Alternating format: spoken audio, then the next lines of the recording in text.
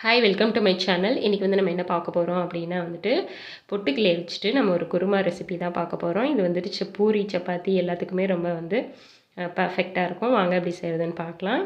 அதுக்கு வந்துட்டு ஒரு அரை கப் அளவுக்கு பொட்டுக்கல்லை எடுத்துக்கோங்க. அது கூட 2 கிராம்பு 2 பட்டை சேர்த்துக்கோங்க. சேர்த்து நல்லா இதை நல்லா அரைச்சி எடுத்துகிட்டு வந்துடலாம்.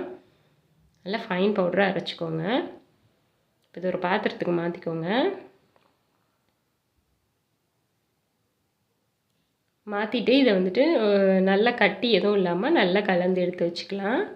இது நீங்கள் மொத்தமாக கூட அரைச்சி நீங்கள் ஸ்டோர் பண்ணி வச்சுக்கலாம். ஃப்ரிட்ஜில் ஸ்டோர் பண்ணி வச்சுட்டு வேணுங்கும்போது நம்ம எப்பப்போ குருமா செய்கிறோமோ அப்போ இந்த மிக்சர் எடுத்து மிக்ஸ் பண்ணி நீங்கள் ஆட் பண்ணிக்கலாம். இப்போ வந்து ஒரு கடாய் எடுத்துக்கோங்க. அதில் கொஞ்சமாக ஆயில் விட்டுக்கலாம். ஒரு சின்ன துண்டு ஏலக்காயும் கொஞ்சோண்டு ஒரு பே லீஃபும் ஆட் பண்ணிக்கோங்க.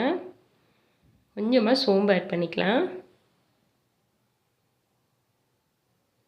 அப்புறமா வந்துட்டு நறுக்கின வெங்காயம் வந்து இந்த மாதிரி நீட்டை வாக்கில் கட் பண்ணிவிட்டு ஆட் பண்ணிக்கோங்க.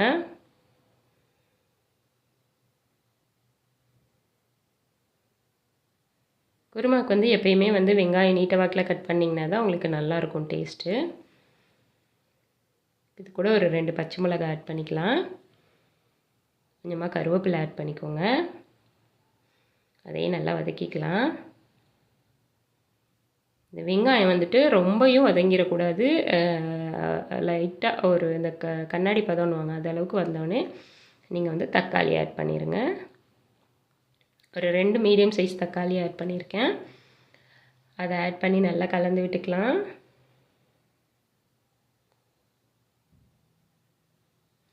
இந்த தக்காளியை வந்துட்டு நம்ம ஒரு மூடி போட்டு ஒரு 2 to 3 minutes நல்லா வேக விட்டோம் அப்படின்னா நல்லா மசிஞ்சு வந்துடும். ஒரு 2 நிமிஷம் நல்லா வெந்துருச்சு. இப்போ இதை எடுத்துகிட்டு நல்லா ஒரு மிக்ஸ் பண்ணிக்கோங்க. இது கூட வந்துட்டு கொஞ்சமாக மஞ்சள்தூள் ஆட் பண்ணிக்கோங்க. அப்புறமா கரம் மசாலா இது வந்துட்டு நீங்கள் வந்து 1.5 டேபிள் ஸ்பூன் ஆட் பண்ணிக்கோங்க. ஏன்னா நம்மளோட இந்த குருமாவுக்கு வந்துட்டு ஃப்ளேவரே வந்துட்டு இந்த கரம் மசாலா தான். நம்ம வேறு எதுவுமே ஆட் பண்ண போகிறதில்ல. இந்த பச்சை மிளகாவோட காரம் தான் மஞ்சள்தூள் ஆட் பண்ணியிருக்கோம், கரம் மசாலா ஆட் பண்ணியிருக்கோம். ஸோ அதனால் இந்த ரெண்டோட இது மட்டும் தான் நம்ம இதில் ஆட் பண்ணுறோம். ஃபுல் அண்ட் ஃபுல் நம்மளுக்கு இந்த கரம் மசாலாவோட ஃப்ளேவர் தான் கிடைக்கும். ஸோ இது வந்து நல்லா மூடி போட்டு ஒரு 2 மினிட்ஸ்க்கு வேக வச்சுக்கோங்க. பார்த்திங்கன்னா நல்லா தெரியும், நல்லா வெந்துருச்சு. நல்லா அந்த தக்காளி எல்லாமே நல்லா மசிச்சு விட்டுக்கோங்க. இப்போ வந்துட்டு நம்ம கரைச்சி வச்ச அந்த பொட்டுக்கல்லை பட்டை இதெல்லாம் போட்டோம்ல அதை வந்துட்டு இந்த மிக்சரை வந்து இதில் ஆட் பண்ணிக்கலாம். தண்ணி வேணுன்னா நீங்கள் இன்னும் கூட கொஞ்சம் சேர்த்து போட்டுக்கோங்க. உங்களுக்கு கெட்டியாக சாப்பிட பிடிக்கும் அப்படின்னா நீங்கள் கம்மியாக தண்ணி ஆட் பண்ணிக்கோங்க.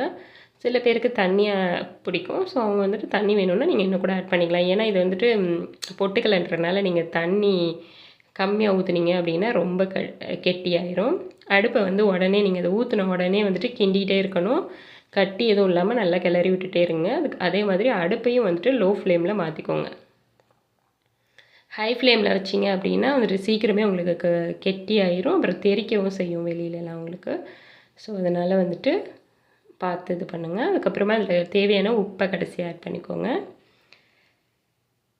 ஸோ அவ்வளோதாங்க. அதுக்கப்புறமா வந்து ஃபைனலாக நம்ம கொத்தமல்லியை ஆட் பண்ணிவிட்டு நம்ம இறக்கிடலாம். பார்த்திங்கனாலே தெரியும், இந்த கன்சிஸ்டன்சி வந்தாலே நம்மளுக்கு சப்பாத்தி பூரிக்கெலாம் வந்துட்டு எடுத்து சாப்பிட்ற மாதிரி இருக்கும். ரொம்ப நல்லாயிருக்கும்.